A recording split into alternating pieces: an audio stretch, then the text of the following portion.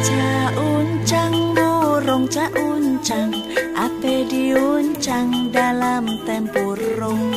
Anak dare supan ngan bucang, cacak ke dapur incium puntong.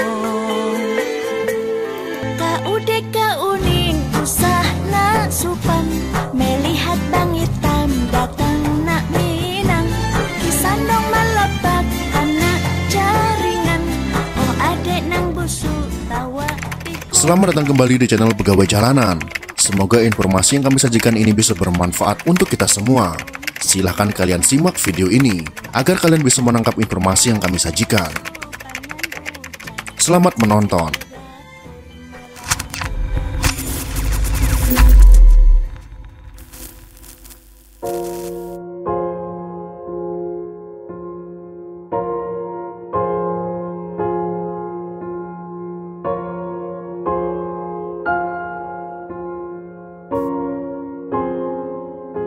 Jika kita membicarakan bahasa serumpun, baik itu bahasa Melayu, Batak, Dayak, Jawa, dan sebagainya, pasti akan kita temukan kata dalam masing-masing bahasa itu ada persamaan pengucapan dan artinya.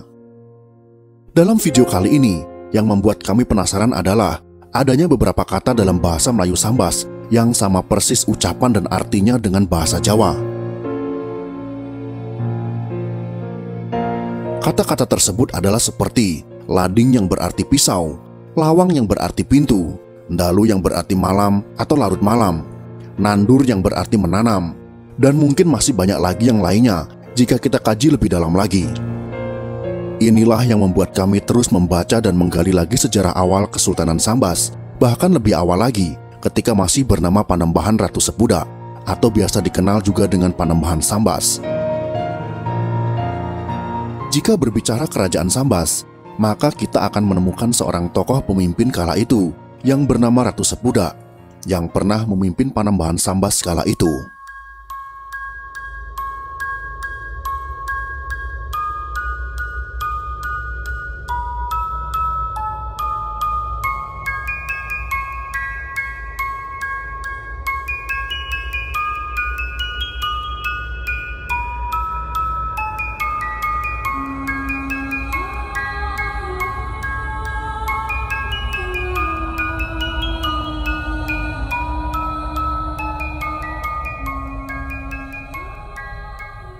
Panembahan Ratu Sepudak adalah kerajaan Hindu yang disinyalir masih keturunan dari Majapahit, berpusat di hulu sungai Sambas yang sekarang disebut Kota Lama.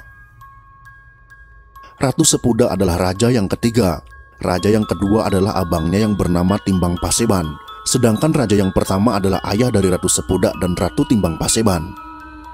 Alasan kenapa ada gelar ratu adalah karena pada masa Majapahit, gelar raja laki-laki di Panembahan Sambas disebut ratu. Asal mula kerajaan Sambas dimulai ketika satu rombongan besar bangsawan Jawa Hindu Majapahit yang melarikan diri dari Pulau Jawa bagian timur karena diserang oleh pasukan Kesultanan Demak di bawah pimpinan Sultan Trenggono, yaitu Sultan Demak ketiga pada abad ke-15. Pada saat rombongan besar sampai di hulu sungai Sambas, pada saat itu wilayah Sambas sedang mengalami kekosongan pemerintahan setelah terbunuhnya Raja Tan Unggal oleh kudeta rakyat, karena kepemimpinan Tan Unggal tidak disenangi oleh rakyatnya sendiri.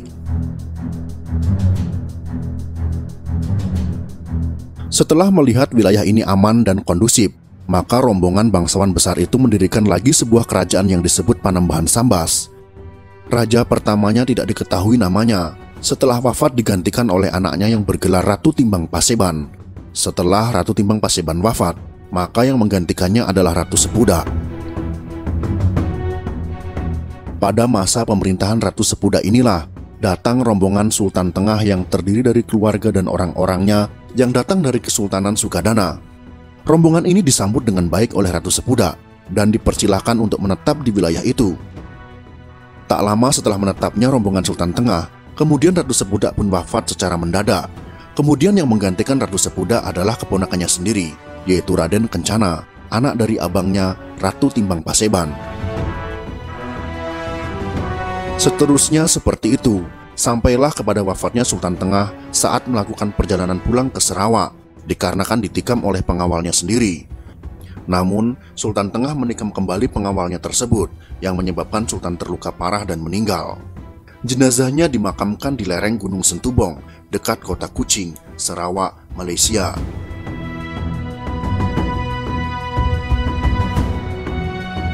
Ratu Sepuda adalah ratu atau raja pertama yang ada di Sambas dan dimakamkan di Kota Lama, yang tempatnya tidak jauh dari kota Sambas, yang diperkirakan sekitar 30 menit atau bisa lebih dari itu.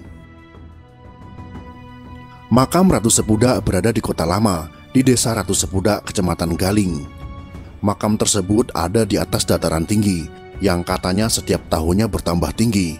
Selain itu, ada juga peninggalan keramik-keramik dan bebatuan.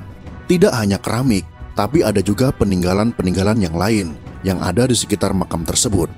Sebagian peninggalan bersejarah tersebut sudah disimpan oleh pemerintah daerah setempat melalui institusi yang sudah ditunjuk oleh otoritas di wilayah Kabupaten Sambas.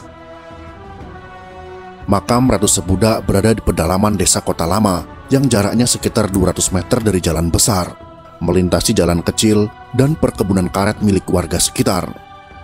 Saat ini makam Ratu Sepuda memerlukan partisipasi dari masyarakat Sambas untuk menjaga dan merawat makam tersebut, agar setiap pengunjung yang datang berziarah merasa nyaman.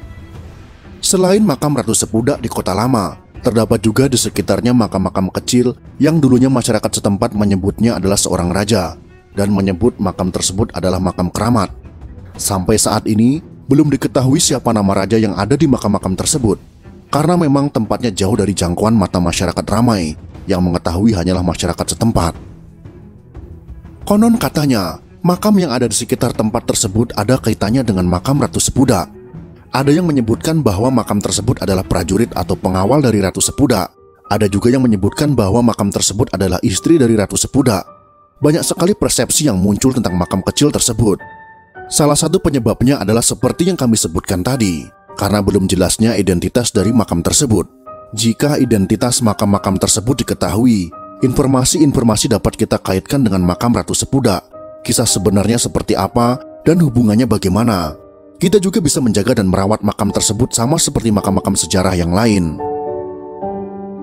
Selain makam-makam tersebut, ada juga adat dan tradisi masyarakat di sekitarnya yang dulu sering dilakukan. Salah satunya adalah ziarah makam dan berdoa bersama. Tradisi tersebut dilakukan selama 1 tahun sekali. Dan setiap tahunnya masyarakat yang ada di wilayah tersebut membuat makanan untuk dibawa ke makam dan makan-makan bersama, atau yang disebut dengan saprahan, tetapi membawa makanan sendiri. Tradisi tersebut bukan hanya dilakukan oleh masyarakat yang ada di Ratu Sepuda, tetapi juga dilakukan oleh masyarakat lainnya yang berada di sekitaran wilayah tersebut. Dulu setiap tahunnya masyarakat tersebut melakukan tradisi itu. Semua orang diajak ke makam, tanpa terkecuali anak kecil pun dibawa. Tetapi tidak selamanya penduduk melakukan tradisi itu. Dari tahun ke tahun, satu persatu masyarakat tidak lagi melakukan hal tersebut. Setiap tahunnya masyarakat mulai berkembang. Tradisi itu mulai hilang, dan bahkan tidak ada sama sekali, tetapi tidak melupakan sejarah yang ada.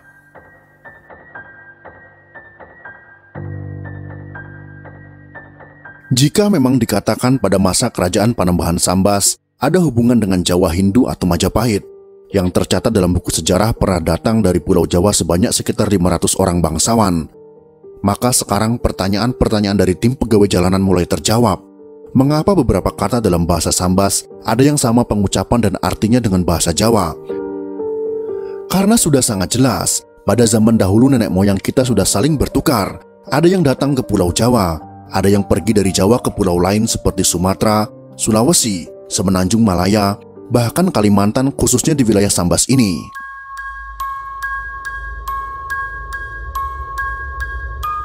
Semoga kita tetap bisa melestarikan peninggalan-peninggalan nenek moyang kita, agar situs sejarah tetap terjaga dan menjadi saksi, serta membawa pesan kepada generasi-generasi mendatang dari mana kita berasal, dan generasi muda dapat mengambil hikmah dari perjuangan nenek moyang kita terdahulu. Semoga informasi ini bisa bermanfaat untuk kita semua. Jika kalian suka dengan video ini, silahkan berikan jempol ke atas. Dan jika kalian menganggap video ini bermanfaat, maka bagikanlah untuk teman-teman Anda yang lain. Terima kasih sudah menonton.